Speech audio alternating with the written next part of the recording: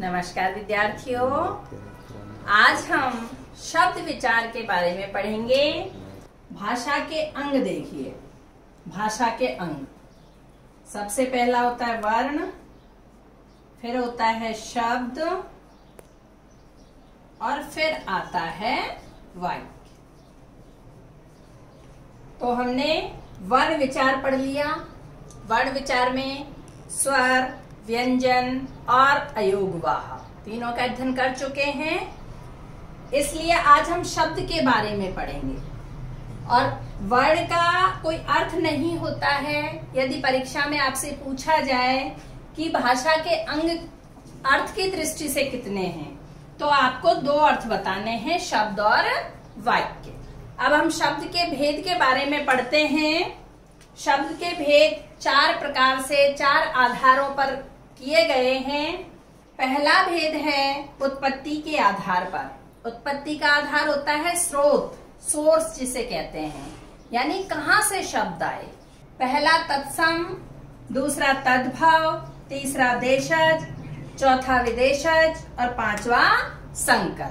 तत्सम का मतलब होता है संस्कृत वाले शब्द। डिटेल में बाद में हम 1 by 1 पढ़ेंगे, एक एक को पढ़ेंगे। अभी मैं शॉर्ट में आपको बता रही हूँ, संक्षिप्त में बता रही हूँ। तत्सम का मतलब संस्कृत के शब्द हैं। तद्भव यानी संस्कृत वालों से जो उत्पन्न हुए, उनके बाद जो सरल रूप उनके बने हिंदी में, वो हैं। देशज का मतलब जो देश में उत्पन्न हुए हैं, यानी हमारे क्षेत्रीय बोलियों में और उनमें गांवों में इस्तेमाल होते हैं, अंचल विशेष में इस्तेमाल होते हैं, जिनको हिंदी में ले लिया गया है, वो शब्द हैं।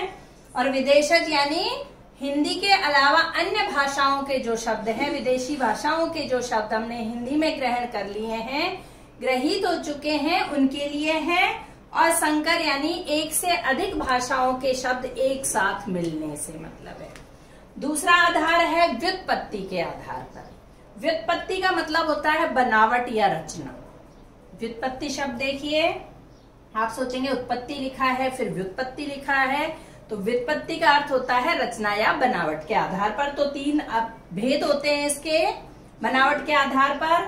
पहला है रूढ़, दूसरा है यौगिक और तीसरा है योग रूढ़। तीसरा आधार अर्थ के आधार पर है सार्थक और निरर्थक, दो भेद हैं। सार्थक के 4 भेद हैं। सार्थक में आएंगे विलोम शब्द आएंगे आपके, विपरीतार्थी जो होते हैं, पर्यायवाची यानी समानार्थी जो होते हैं, एकार्थी और अनेकार्थी शब्द। फिर प्रयोग के आधार पर अंतिम भेद है प्रयोग के आधार पर। इसमें भी 2 भेद हैं, विकारी और अविकारी। विकारी में 4 भेद हैं। विकारी में संज्ञा, सर्वनाम, विशेषण और क्रिया, 4 चीजें आती हैं।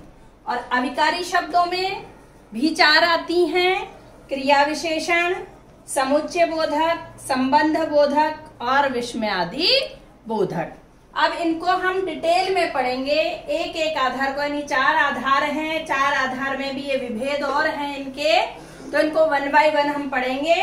और एक भी चीज ऐसी नहीं रहेगी जो आपको बिना पढ़ाए रह जाएगी, यानी हर वीडियो में हम एक एक को लेंगे। आज के वीडियो के लिए इतना ही, धन्यवाद।